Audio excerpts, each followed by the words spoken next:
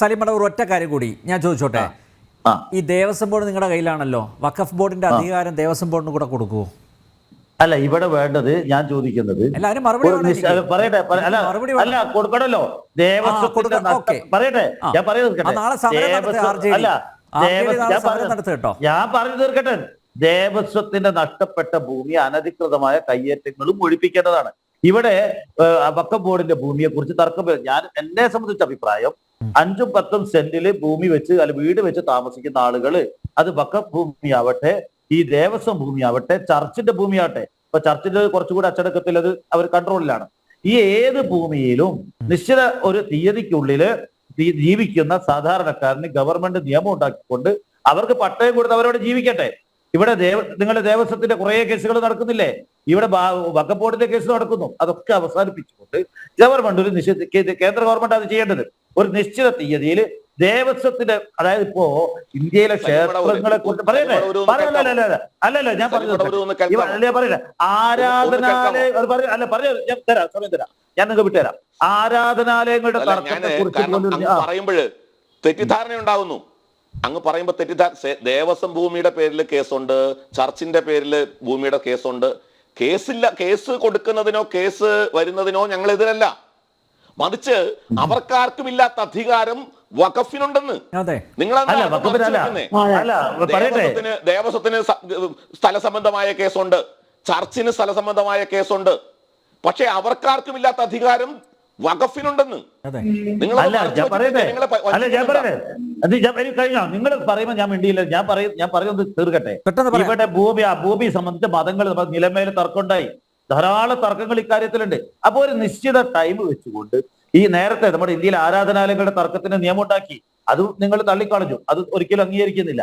അപ്പൊ ഇവിടെ ഒരു നിശ്ചിത സമയം വെച്ചുകൊണ്ട് കുടികിടപ്പുകാർ, അതായത് അവിടെ ജീവിച്ചു വരുന്ന ആളുകളെ സംരക്ഷിക്കാനുള്ള ഒരു സംവിധാനമാണ് വേണ്ടത്. അതുകൊണ്ടാണ് മുസ്ലിം സംഘടനകൾ തുറന്ന നിലപാടെടുത്ത് മതേതര സംഘടനകൾ പറയുന്നു ആ മുനമ്പത്തുള്ള ആളുകൾക്ക് പട്ടയം കൊടുക്കാൻ ആവശ്യമായ നടപടി സ്വീകരിക്കണം. അതിന് മറ്റുള്ള തർക്കം ഉണ്ടാവാൻ പാടില്ല. അതിനെല്ലാ പരിഹാരത്തിനും എല്ലാവരും ശ്രമിച്ചുകൊണ്ടിരിക്കുന്നു. പക്ഷെ അവിടെ കലക്കവെള്ളത്തിൽ മീൻ പിടിക്കാനാണ് ആർ.വി. ബാബു ഇവിടുത്തെ ചില ബി.ജെ.പിയുടെ RSSന്റെ നേതാക്കൾ ശ്രമിക്കുന്നത്. അവർക്കിത് കത്തിച്ചു നിർത്തണം. ആർ.വി. ബാബു മറ്റൊരു പറയാൻ സമയം സലിമടവു ഇതെല്ലാം കലങ്ങി തെളിയണമെങ്കിൽ ആ നിയമ ഭേദഗതിയെ അങ്ങ് അംഗീകരിച്ചല്ലേ? നിങ്ങളെന്താ ഒരക്ഷരം പോലും വഖഫ് ബോർഡിനെതിരെ പറയാത്തത്? നിങ്ങൾ സമയമല്ലോ, 2 മണിക്കൂറാകാം അല്ല 1.5 മണിക്കൂറാകാൻ പോവാണ്. അക്ഷരം നിങ്ങൾ പറഞ്ഞോ? അല്ല, ഇവിടെ കേന്ദ്രം പുതിയ വഖഫ് നിയമം വന്നാലും ഈ പ്രശ്നം പരിഹരിക്കപ്പെടാൻ വേണ്ടി പോകുന്നില്ല. കാരണം ഞാൻ പറയട്ടെ, ഇത് വഖഫ് അല്ല, പറയട്ടെ, വഖഫ് അല്ല എന്ന് വെക്കുക.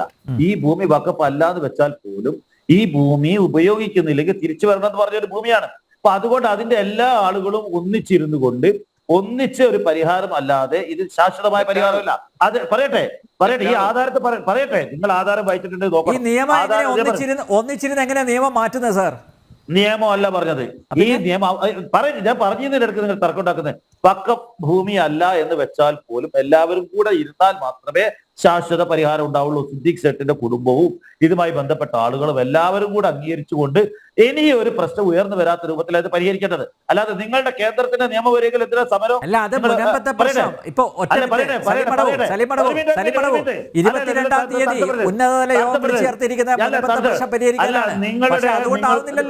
അല്ല പറയട്ടെ, നിങ്ങളുടെ കേന്ദ്രത്തിലെ നിയമം വരുന്നുണ്ടെങ്കിൽ ഈ പാവങ്ങളെ സമരത്തിൽ ഇരുത്തണം. നിങ്ങൾ പോയിക്കോളൂ, ഞങ്ങളെ നിയമം വന്ന് ഇതൊക്കെ ശരിയാക്കും, തൽക്കാലം ഒരു നിശ്ചിത കാലം കാത്തിരുന്നാൽ മതി എന്ന് പറഞ്ഞാൽ പോരെ? ആ നിയമം കൊണ്ടൊന്നും ആ നിയമം പോരാ.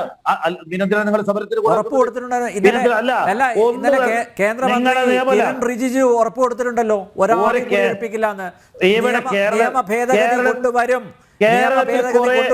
ഞങ്ങൾ കുടിയൊഴിപ്പിക്കില്ല എന്ന് ഉറപ്പ് കൊടുത്തിട്ടുണ്ട്. അനിൽ നമ്പ്യാരെ, ഇവിടെ ഒരു കേന്ദ്രമന്ത്രി കുറെ ദിവസമായി ഒരു ഗോഷ്ഠി കളിച്ച് നടക്കുന്നത്, ഒരു കോമാളിത്തരം കളിച്ച് എന്തൊക്കെ വിളിച്ചു പറയുന്നതും എന്തൊക്കെ ആരോപിക്കുന്നത്, എന്താ അയാൾ ചെയ്യുന്നത്? ഒരു കേന്ദ്രമന്ത്രിയല്ലേ, ഒരു മാന്യത വേണ്ടേ? അതൊക്കെ മറന്നുകൊണ്ട് എന്തൊക്കെ അയാൾ കാട്ടിക്കൂട്ടുന്നത്? ബി.ജെ.പിക്ക് തന്നെ അദ്ദേഹം ഒരു ഭാരമായി എന്നാണ് ഞാൻ മനസ്സിലാക്കുന്നത്.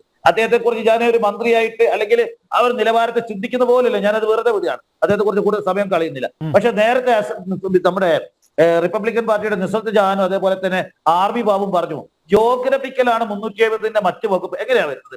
370 വകുപ്പ് കാശ്മീരിലെ മുസ്ലിങ്ങൾക്കും ഹിന്ദുക്കൾക്കും ക്രിസ്ത്യാനികൾക്കും സിഖുകാർക്കും ബാധകമാണ്. അതേപോലെ തന്നെ 371A നാഗാലാൻഡിലെ എല്ലാ വിഭാഗക്കാർക്കും ബാധകമാണ്. അത് ഒരു ടെറിറ്റോറിയൽ അല്ല, എല്ലാ ജനങ്ങൾക്കുമാണ്. ടെറിറ്റോറിയൽ ആണ്. 370 ടെറിറ്റോറിയൽ ആണ്. ജമ്മു കാശ്മീരിലെ ഹിന്ദുക്കൾക്ക് അത് ബാധകല്ലേ? ജമ്മുവിലെ ഹിന്ദുക്കൾക്ക് നിയമം ബാധകല്ലേയിരുന്നു? കള്ളത്തരം പറയരുത്. 371Aയും Fഉം Gയും നിലവിലുണ്ട്. അല്ല പറയട്ടെ, ഞാൻ പറഞ്ഞത് നിങ്ങൾ ഞാൻ പെട്ടെന്ന് പറഞ്ഞു തീർക്കാം. അതിനിടയിൽ നിന്ന് തടസ്സപ്പെടുത്തുന്നത് അത് ചെയ്യരുത്. നിങ്ങൾ ഈ 3 വകുപ്പും നിലവിൽ ഇന്ത്യയിൽ ഒരു നിയമം എന്ന് പറയുമ്പോൾ നിയമമല്ല. 371Aയും Fഉം Gയും സിക്കിമിലും മിസോറാമിലും നാഗാലാൻഡിലും വ്യത്യസ്തമായ നിയമമാണ്. ഷെഡ്യൂൾ 6 പ്രകാരം ആസാമിലെ ഹിൽ കൗൺസിലിൽ പ്രത്യേക നിയമമാണ്. ഇപ്പോ നാഗാലാൻഡിലെ സ്ത്രീകൾക്ക് സംവരണം ഉണ്ടോ? ത്രിതല പഞ്ചായത്തിൽ എന്താ ഇല്ലാത്തത്? നമ്മുടെ നിയമം അവിടെ ഇനിയും ബാധകമായിട്ടില്ല. കള്ളത്തരം പറഞ്ഞ് പ്രചരിപ്പിക്കുക. നിങ്ങൾ കാശ്മീരികളോടും അവിടെ ഭൂരിപക്ഷം മുസ്ലിങ്ങൾ ഉള്ളത് കൊണ്ട് നിങ്ങൾക്ക് അവരോട് ഒരു എന്താ പറയാ ഒരു വൈരാഗ്യ ബുദ്ധിയോടുകൂടി നിങ്ങൾ പെരുമാറാൻ പറഞ്ഞോളൂ. ഞങ്ങൾ പക്ഷേ അല്ല പറയാം, നിങ്ങൾ പറഞ്ഞോളൂ. ഞാൻ പെട്ടെന്ന് പറഞ്ഞു തീർക്കാം. ഈ സമയം ഇരിക്കുകയാണെങ്കിൽ. പിന്നെ ഇവിടെ ഈ വഖഫുമായി ബന്ധപ്പെട്ടുകൊണ്ട് ചില വഖഫ് സംരക്ഷണ സമിതിക്കാർ കോടതിയിൽ പോയി. ഹൈക്കോടതിയാണ് തടഞ്ഞത്. അതിനെ മറികടന്നുകൊണ്ട് നമുക്ക് ആ പാവങ്ങളെ സംരക്ഷിക്കാൻ വേണ്ടത്. ഇവിടെ BJPക്കും RSSനും രാഷ്ട്രീയമായ അതേപോലെ ചില സംഘടനകൾ അവിടെ വന്നിട്ടുണ്ട്. അവരെ രാഷ്ട്രീയ നേട്ടമല്ല ഇവിടെ ലക്ഷ്യം. മുനമ്പത്തെ പാവങ്ങളെ സംരക്ഷിക്കണം. അതിനാവശ്യമായ സംവിധാനം വേണ്ടത്. ഇനി അവർക്ക് ആജീവനാന്ത ഒരു നോട്ടീസ് വരരുത്, ഒരു വഖഫ് ബോർഡിന്റെ നോട്ടീസ് വരരുത്, ഒരു ഭൂ ഉടമയുടെ നോട്ടീസ് വരരുത്. അവർക്ക് സ്വസ്ഥമായി അവിടുത്തെ അടുത്ത തലമുറക്ക് ജീവിക്കാൻ കഴിയണം. ഇവിടെ BJP അവർക്ക് ഇനിയും നോട്ടീസ് വരാനുള്ള പഴുതാ നോക്കുന്നത്. നമ്മൾ നോക്കുന്നത്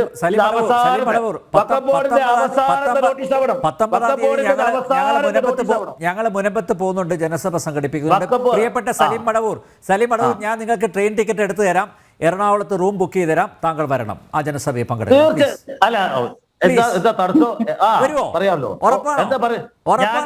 എനിക്ക് ഒഴിവുള്ള അല്ല, എനിക്ക് ഒഴിവുള്ള ദിവസമാണെങ്കിൽ പറയുന്നു. എന്റെ വാദങ്ങൾ പറയാൻ അനുവദിക്കുന്ന ഏത് വേദിയിലും എന്റെ സമയം ഒഴിവാണെങ്കിൽ തടസ്സം എന്റെ വാദത്തിന് സ്വാതന്ത്ര്യം എവിടെ വരാൻ തയ്യാറാണ്? മുനമ്പത്ത് വെച്ച് കാണാം. എവിടെയാണ് അവസരത്തിൽ അവിടെ വരും.